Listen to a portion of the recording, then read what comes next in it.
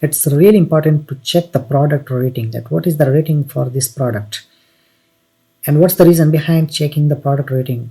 Guys, you do not know how painful it is when you get the email that you have a refund.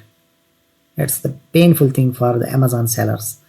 So while you are checking a product and you see that the top 10 sellers are having a rating less than 4.2 or 4.3, so it means that you will be getting really, that niche is not good, and that's why the rating for all of the top 10 sellers is not good. It is indicating there.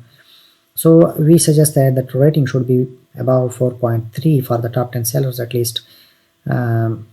So that we should not get much refunds, because if the rating for the top 10 sellers, the maximum sellers are having rating below 4.3, it's a bad indicator. You will get so many refunds and you will like lose all your profits in those refunds, and Amazon do not take responsibility for you that the customer has if damaged your product. So nowadays Amazon is not reimbursing you any amount for that.